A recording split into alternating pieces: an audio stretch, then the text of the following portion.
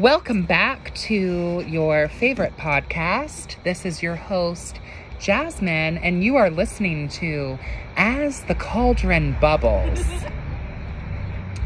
I'm going to give a little bit of a disclaimer first that this episode might be a bit controversial.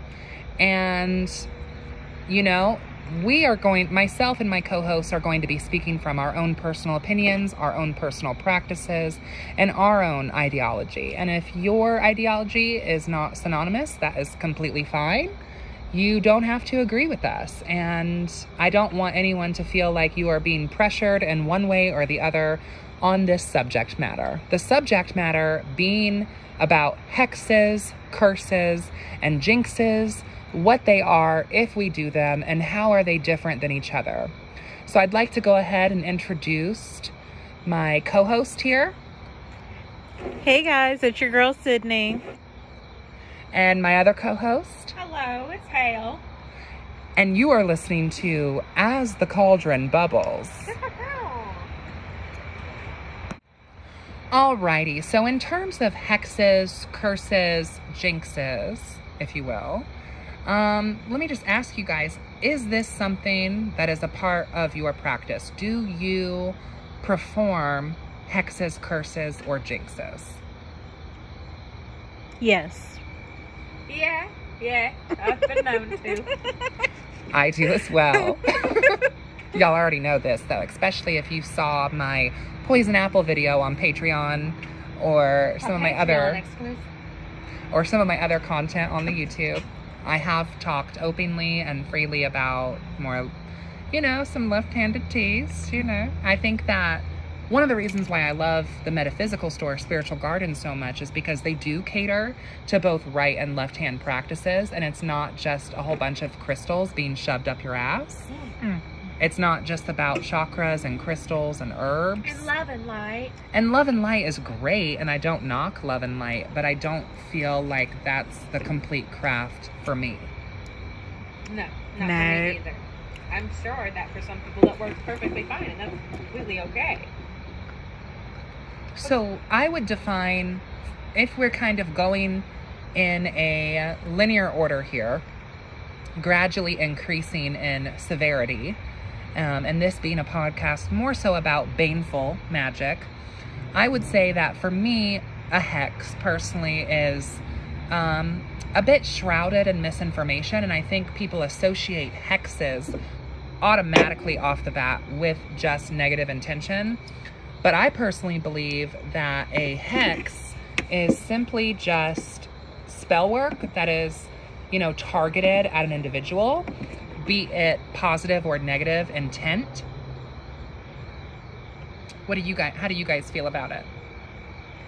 For hexes, for me, they're more of a direct energy, usually more on the negative. This is not usually a positive feeling that you have, directed to ward off or harm. I've not used curse, hex, or jinx specifically in my craft as far as I can remember, other than like in general conversation. I mostly just have, the work I do that may be baneful here or there, and the work I have that's generally not. So my baneful work is, I wouldn't say as far as a curse, because I do feel like the term curse has a more powerful connotation. Oh, agreed. Yeah, I feel like if you curse someone, that's like as far as you can go magically. That's like in their blood, in their bones, in their grave dirt. Yeah, I feel like that's a good point, because I feel like that's actually why I view jinxes and curses to be separate, because I view jinxes to be mostly more petty. Yeah. Quite petty. Like your shoelace is constantly untied. Yeah. Or like Sid was saying before we started about hitting the red light. May you always hit the red light on a Friday on your way home from work. Yep. Oh. Yeah, I just feel like jinxes overall are much more petty. and more mundane and less necessarily like spiritual. Like I feel like jinxes are very much more about our physical world, the mundane world, the material realm, you know, like putting a jinx on someone's car, for instance. Okay. So that they have issues with transportation. Right. That to me is more of a jinx than a curse, because a curse to me is much more spiritual in nature, much more astral in nature. And I do think that there are severities and levels of curses. I mean, because there's curses placed on an individual, then there's curses placed on an entire bloodline. Okay. And ancestral inherited curses as well from generations in the past. I don't feel like jinxes carry that same severity where it could potentially be affecting future generations. I kind of feel like jinxes are more like inconveniences. Yes. Inconveniences rather than, you know, life-altering work. Yeah. I feel like curses really does carry much more of a baneful weight to it than jinxes. Like, because you said, I feel like jinxes is more inconvenient and just petty and annoying. Let me irritate you. Let me always have you slightly bothered. Just ever so slightly, if you will. So, in general, what would your guys' opinions of, let's just jump all the way to curses here. Because I think one of the main reasons why a lot of individuals are uncomfortable with casting curses, if you will, is because they are worried about some sort of karmic backlash, or they're worried that they are going to put harmful intentions, so to speak, out into the universe, and those harmful intentions are going to ricochet off of a primordial universal force and come back and smack them in the face. I kind of feel like if you're going to be doing any sort of work where that's a fear, then in that work or adjacent to that work, you also need to incorporate protection. Absolutely. Like, if this is something you're going to be worried about, you can also do work against that, too. Oh, yeah, absolutely. Do extra protection work. Boost yourself up. There's ways to negate the whatever negative feedback that you are afraid of. I think the first thing you should absolutely do, too, is pull cards. Yeah. To see, like, okay. Hex responsibly, y'all. Absolutely. Please. And I think pulling cards, for me, that goes just even outside of more left-hand magic, and just if you are doing spell work, it would be in your best interest, in my opinion and practice, to make sure that before you do a spell, you pull cards on that spell first. You know, what are some unexpected effects of that spell that you might not see right away until you pull cards? Or is it even worth your time to do this spell? Yeah. What obstacles might be, you know, kind of in the way of this spell work from fully taking seed and bloom and manifesting? So yeah, I think pulling cards, that should go, I mean, just spell work in general, babe. Just across the board. Across the board. Pull cards. Please get a view, like a bird's eye, card's eye view, dare I say, of what's going on. Because regardless of how objective you make yourself, you are still inherently subjective. Yeah.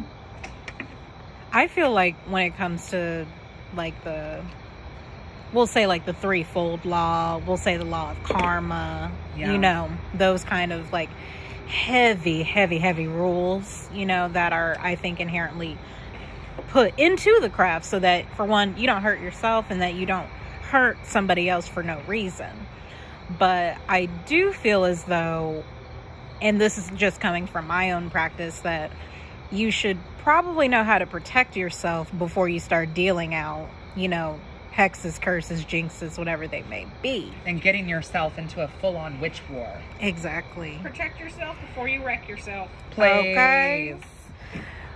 Well, and I would like to add on to that thought, too, and say that I actually don't believe that most practitioners are just casting generational curses willy-nilly. Well, you know, I mean, mean, the way this generation is set up, let's say adequately. I'm not saying they're putting out curses. I'm saying their words are saying curses as they sit upon their Facebook lives against the old fourth power, you know, the to be silent part. You know what I mean? I do think there are people that are doing that, but I don't know if they're doing them effectively. Yeah, is a big thing. Because I feel like to actually cast a proper, powerful curse, not a petty jinx that just kind of comes and goes. You know, not even just a hex with baneful intentions. But a curse is a lot. But a curse, I feel like, requires another level of intention that is not, in my opinion, going to be done just once. That is not going to be just something quick. To me, curses are innately more ceremonial magic. While to me, jinxes can be very much like folk magic. Oh, yeah. Like a jinx can be for a girl on the go. You know what I mean? But a curse is like, we got to really take time with this correspondence. We got to prepare for this. Look at the moon positioning, the planets, what we got going on here.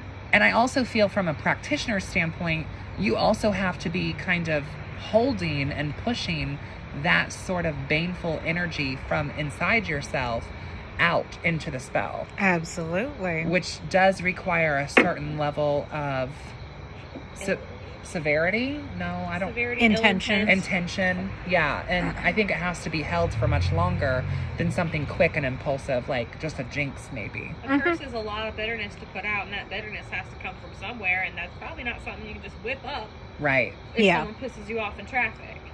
I feel like that's a lot of your intention, which however you may do this, is really solely to hurt, harm, or make this person feel weak to the knees. Yes. You know, whether that's in the bloodline, whether that's in that individual person and it ends with them.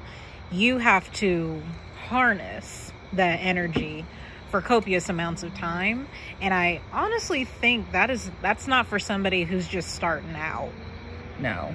That's like we always get the question of like, I don't know, I think I've been cursed. Oh, yeah. And it's kind of like, okay, have you cursed yourself, though, with thinking these intentions and thoughts of, you know, you're not good enough, you can't be better, you can't do better. I'm not enough, I'm ugly, I'm fat, I'm stupid, I'm like unworthy. I feel like you can almost hex yourself or jinx yourself, you know, out of something happening, because you yourself as a person, a witch, and a being literally are your own vibration. So if you're telling the universe, I really don't think I'm going to be good enough for this job, guess what, baby? You probably won't get it.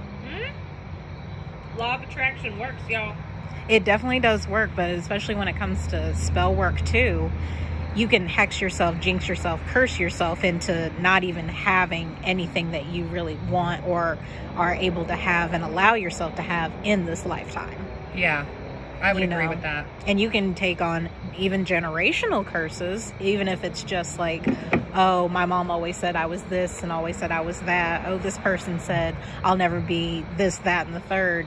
You can carry that on you, and then your work is almost ineffective. Yeah. Your work almost can't even, you know, create a blip into existence. Well, and I think too, another common question that witches get is, do we cast curses? I think that a lot of people associate witchcraft, just people outside the craft, I would say, I think sometimes associate witchcraft with just evil or baneful intention, you know, and they assume that being a witch means that you do cast curses. And for me, my answer for that is there are plenty of witches who don't, and there are plenty of witches who do. I've met more witches who don't than do, really. Same. And I don't think too it's more of what are you comfortable with as a witch? Yeah. And what are you ready to do? Because at the end of the day, it's your practice, not anyone else's, not someone on the internet. It's not what someone might think of you. It's yours. We all manifest things completely differently within our own reality. Yeah. And we do not have to follow you know, whatever's happening on the Pinterest or social media, or, you know, this witch is doing on the TikTok and this witch is doing on the YouTube and the live and all that. Follow your own path, because that's going to create the change that you want to see in this world, whether it is something baneful or something, you know, inherently beautiful. Yeah. And my thoughts are too, in line with that, is if you are not comfortable with, you know, maybe not necessarily the hex conversation, but if you're not comfortable with jinxes, you know, little petty jinxes, or even grandiose generational curses, if you are not comfortable being at that vibration, then don't. Nothing says you have to, and nothing ever will. And I don't think that saying I'm not comfortable with curses, or I don't hex, or whatever, in my eyes doesn't, for me, necessarily make you less of a witch. And even if I did think that, my opinion is irrelevant, because this is your path, not mine. Exactly. But also, that being said, not to play double scales Libra here, But you are. but I am. And I do feel like sometimes, for me, it's what needs to be done. And I'm a big believer in doing the work that you need to do in order to just point blank period get shit done. Period. And I don't believe in just randomly harming people for no reason. I don't necessarily condone that. However, I do believe that as a witch, in my perspective, it is our God's given right to wield both hands and both styles of magic, because to me, it's the same thing. Yeah. Like this whole concept of white magic and black magic, which we can get into that in a minute too. But to me, magic is just magic, and it's just about intention. So Seriously. I just kind of use the labels, you know, baneful magic or helpful magic, you know? Like, magic is just magic, just like a car is just a car. Like, I can, you know, come pick you up and take you to your work and go get groceries and feed my family using my car and take myself to work and get a paycheck, you know? But I could also run you the fuck over with my car, too. Period. The car itself is not good or evil. To me, yeah, and to me, magic innately in itself is not a good or evil thing. It's just energy. Yeah, it's the vehicle that essentially that you're driving. And I think you would be virtual signaling and lying to yourself if you did not claim your own inner baneful energy. Absolutely. Because I believe as practitioners, we all have both that yin and yang kind of aspect and quality of help and harm within us. As human beings, as Homo sapiens, as animals. I mean, in general, just because, you know, you do curse work, hex work, jinx work, or whatever, it doesn't mean that you can't bless the rest of the entire bloodline that follows it. Exactly. There can be just one bad egg. We don't really have to come for the blood unless you absolutely have done your research and have realized how either terrible, ineffective, inconsiderate, piece of shit type of people are. You know, like you have to really think that somebody is that bad to go for the bloodline. You know, maybe our, you know, great grandmothers thought differently when they were placing some of these curses and blessings upon our bloodline, but sometimes it's more on what's worth it to you. You know, because I'm sorry, I'm not gonna do curse work on just any old buddy, and I'm not gonna do hex work, jinx work, or anything like that on somebody who's not even gonna exist in my life for that long. Right. I also think too that, you know, thinking about baneful magic as being like a protective tool is a good way, I think, to think of it, because I don't think most witches would have an issue with banishings. Exactly. And I think that, you know, people who do kind of follow this label of white magic or light magic still view banishing or banishments in the craft as not baneful. Yeah, But which is weird. Yeah, and I feel like in order to really have a good banishment, you have to have that baneful umph behind it. Always. Also, as human beings in 2020, don't try and tell us that you haven't had a negative thought. Literally. No, and I think that sort of ideology just breeds toxicity, guilt, and shame among practitioners. Mm-hmm. And it makes them feel bad about themselves because they are human and they do have negative thought. We all have negative thought. Mm-hmm. That's completely normal. It's completely acceptable, y'all. Now, can we please touch on why the labels of white magic and black magic are inherently problematic? Let's do it. First off, why in the hell does anything black or anything that comes from dark matter inherently, which you really wouldn't even be existing if it wasn't for dark matter, just, you know, something for you to Google later, AKA the cosmos, AKA the universe. Hello, like your divine feminine is almost inherently darkness. Hello. Okay. You can even go back to the days of old and look at like the pillars of the triple goddess. Honey, she's of the darkness. Hello. You know, Absolutely. the horned one is the one who's of light. Okay. But why is it that anything that is inherently dark, especially as somebody being a black woman, and a black, you know, witch and practitioner, why is everything got to be so dark and gloomy in a unsettling, you know, disrespectful, evil connotation, while everything light, or let's just say it, white, you know what I mean, comes from more of a, oh, that's beautiful, great, pure, and romantic. Fear and racism? Honey, every day. Can we say racism? Can we say it louder even? We are talking about this sort of covert racism in the craft, like Sydney just said, and I'm going to co-sign on everything Sydney just said. I'll third sign. Third co-sign here.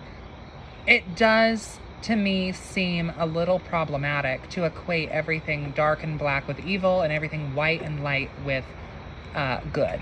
That, in of itself, seems problematic. And for me as a practitioner, when I even think of black magic, I initially don't even necessarily think of baneful magic or left-hand practices. And when I think of white magic, that's really, I don't even really like to use those terms. But for me, it's talking about the seen and the unseen. Kind of like that High Priestess card with that veil and those two pillars that are on the card. To me, white magic is working magic with forces that you can see. And to me, black magic is working with forces that cannot be seen with your eyes. Because it's shrouded. It's sacred. It's shrouded in that dark mystery. It's more astral based. And dark mystery is not a bad thing necessarily, y'all. No. I mean, the darkness is what inherently lets you embrace the fear, you know, the strange, the peculiar, and it helps you explore your shadow. Anybody remember the word or term shadow work? Hello, shadow work. Yes. Looking through your pain, your traumas, your trials and tribulations of the things that have happened to you so that you can what? Move forward and move past. And heal. Please. Like, it's not, you can get to the light, but you're going to have to go through these shrouds of darkness of what has hurt you, what has harmed you, what have you not opened up and allowed yourself to be like, this is not what serves me anymore. And that means embracing it. Yeah. And I don't, so also too, there's this term gray witch that gets thrown around a lot. And I don't particularly adhere or subscribe to this label either, personally. Because I feel like gray witch still kind of upholds the assumption that black is bad and white is good. Right. And gray is supposed to be a mix of bad and good. And once again, that to me also seems equally as potentially racially problematic. Hello? I will say, from my own personal craft experience and from my objective perspective as a Libra, okay, of other practitioners I have met or seen online, and also, y'all call me a nerd for this, but also as a lover of World of Warcraft. Okay? Bring it on to the table. Let's get the concept. Being completely throwing myself into that lore from the game Please. in the books. Please. For many a year. Yes, since Decades. vanilla days, the OG days, back in high school. But the lore behind magic in World of Warcraft, as comical as it might sound to equate it to real magic and real life, there is some similarities in my opinion. So you have like this distinct, what is the word for it? It's not really, it's like a sliding scale. Binary.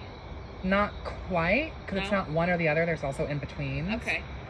So a sliding scale. A sliding scale. And I feel like on one hand, you have positive intention, or kind of the, I would say, culturally understood version of what people think they're saying when they say white magic, meaning good magic. And on the other side of that scale, you have what people assume about black magic being negative, evil, harmful, terrible, whatever.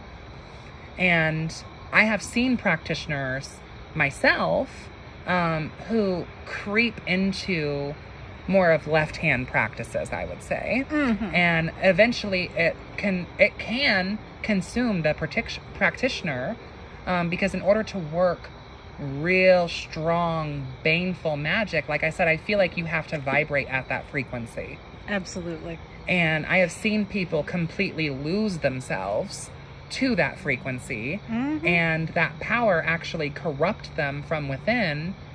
You know, and we've seen this even in fairy tales and storybooks about that kind of minute corruption that then grows and festers into an absolute spiritual infestation. But on the other side of that script, I've also seen the other thing where people are almost like blind moths to a candle flame, and that light, that sacred white light that is talked about in metaphysical circles with visualization, that white light is blinding. And in order to practice that style of magic, I also feel like that requires a different vibration, that you can become completely egotistical, full of yourself, blinded by the light, literally. The weekend, baby. Cue it. Hey. The weekend. And fail to recognize the atrocities that are just as much a part of this life, because you're completely blinded by this faux bliss, I would say. You can't have light without shadow, and you can't have shadow without light. Exactly. I know human beings like to compartmentalize, but there's not really a binary deeper you go in basically anything, including magic. Agreed. And I think, you know, this podcast is just to kind of share our perspectives, our opinions on the matter. Yeah. And it's not at all to try to persuade or convince you one way or the other, but just to really, you know, just talk about this topic that is often not talked about, or it's just the conversation is ignored. Or misinformed or hush-hushed. Yeah. I think everybody gets scared to talk about it because it brings so much controversy. And I think people get scared to have an opinion because sometimes people on one side, whether it be dark or light, you know, of either part of the community, tend to be what they want to follow. And then it kind of gets confusing that they can't be gray, but it's kind of like, baby, why can't you use both? Right. You can always have both hands Gray in the is a job. mixture of light and shadow. Yeah. That's what that is. Yeah. Well, and I kind of think too that some of this, as a lot of people who come into the craft do come from Abrahamic backgrounds, or were raised in an Abrahamic religious cultural environment. Absolutely. And I think that a lot of this echoes the beliefs of Abrahamic faiths, which, you know, I fully believe that you can follow an Abrahamic faith and be a witch. That's none of my business. That's not my path, and that's not my tea. However, I think that some of that is PTSD and trauma from those, you know, books and religions that preach to you that witchcraft is innately evil, that devil or shaitan is going to consume your soul. Right. The second you pick up a crystal or a deck of tarot cards. There's some PTSD here for that. Oh, absolutely. Can you speak on some of that? Yeah, as someone who was raised, like, religious, who went to a religious school for a few years, it wasn't even like that long in my childhood, but there is still a part of me as a practitioner who's just like, what if I do go to hell? What if things are really real? What if I'm like fucking my entire life up, basically? And I'll still get asked questions like, are you still a Christian? It's like, I don't know what to say to that, because first of all, I mean, like, I personally don't consider myself a Christian, but what am I going to say to someone asking me like that? Like, it's immediately frightening. What do you typically say? I just kind of, yeah, I'm still a baptized Christian, because I'm not going to get unbaptized. That already happened. Right. Yeah. Unless you want to follow the realm of Sabrina and have your black baptism with the pop culture witchery. No, I wouldn't do that, but like, with my dad and stuff, who has a much, like, broader and more accepting view of religion. Yeah. Like, he's told me, like, as long as you know that God is at the center and stuff like that, and then, you know, we'll go deeper into that and have a conversation about, like, well, maybe it's not your Abrahamic God, but I do believe that there's a power, there's an energy, that it's many things with the same face, or many faces of the same thing, even. Like, just because this is what I'm believing, what I'm practicing, it doesn't make me any less spiritual. And Right. it doesn't make me any less in general. Despite what my anxiety tells me, because we all know that anxiety lies. Period, Oh, yeah. boo. Oh, yeah. And anxiety is a big part of that PTSD, and any PTSD. What sort of advice would you give any of our listeners who maybe also have come from a similar background and maybe are also struggling with this fear of hell, whether they believe in hell or not, or maybe they're also struggling with, am I somehow ruining my life by doing this? What sort of advice would you give a listener for how to actively kind of work through some of that? Not to be as corny as to just say it's faith over fear, because that is incredibly corny. Faith over fear, Faith y'all. over fear, y'all. It's Just believe. faith It's over fine. fear. It's fine. No, like, really, that doesn't. That's wild, because I've never heard of that. Wow. It's a whole thing. But I actually haven't heard of that Really? phrase either. Really? Yeah. Wow. Okay, well, yeah. But This whole faith over fear thing is a whole thing in the Okay. Christian community. I could see that. And I Let's not talk about the amount of Chinese baby girls named Faith who have adoption videos Well- called Faith Over Fear. well, mean, I think it's a pretty statement. It is a pretty I statement. mean, I get and the it is gist a of the good thing to concept. believe, because, like, when it kind of comes down to it, in some way, in one way at least, like, you kind of believe at a certain point that what you're putting your energy into is what you're going to get back, Mhm. in a way. Mhm. Like, I personally believe that the deities I follow now have my back to an extent, Mhm. and I feel them a lot more than I did the Abrahamic God. I just did. I just do. Mhm. And so I have to trust and tell myself to trust that that's okay. It's okay that I have other deities that I honor. It's not going to send me to hell. And I know that just telling yourself something won't always kick the anxiety. It won't always make it better. Mhm. Even, I mean, you have to continue to try, obviously, but also just remember that there are a lot of things in the Bible that are hideously mistranslated, hideously misimposed upon society as population control, as falsely translated deliberately by... Can we say fear-mongering? Can we say King James, who sponsored the translation of the Bible so that the Catholic Church would get off his back for being gay? Oh, Can we talk about that? Oh, we Oh, really said it Because on here that's on the this whole night. thing. On here on this night. when we spill the tea, So, as the like, cauldron bubbles. as it bubbles you right could be scared over. of being a hypocrite, and that's perfectly okay to be scared, but also just remind yourself that there is more hypocrisy in the Catholic Church than you will ever find in your fingers. Woo! I would also like to say, too, and this is not at all intended to bash Catholics, It isn't. It really isn't. but I would like to just say, that the amount of ritual and magic involved in Catholicism, y'all are 2 steps away from just being pagan witches. Let's call a spade and a fig a fig. I mean, the real fig is that y'all are really pagan. Y'all just have a different way of talking about it. You took a lot of paganism and made it your own. Half your saints are literally just deities with different names. Can we say copyright claims? Can we say that the Druids wouldn't stop worshiping Bridget, so the Catholic Church made her a saint? Hello. Yeah. I mean, I think that's solid advice, and it's definitely something that, you know, without going into too much explicit detail to keep people's privacy, as a reader and as someone who's a witch and a reader, that is something I do hear from my clients where, you know, some of them are interested in getting into the craft, but because of their religious background or upbringing, even if they don't personally believe this, it's almost like that generational curse we were talking about earlier. Honey, yes. Where they've inherited this subconscious belief that this is evil and dangerous, and you have to stay as far away from it as possible. Mm-hmm.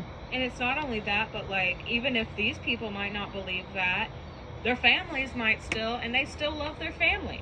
Oh, God, yeah. And I think that takes us also to that topic of the broom closet as well. And Woo! which is being in the broom closet, out of the broom closet. And for our listeners, if you aren't familiar of the concept of the broom closet, it's similar to other concepts of being closeted. You know. And the broom closet basically means that you are not publicly a witch. The closet is very spacious and multi-purpose.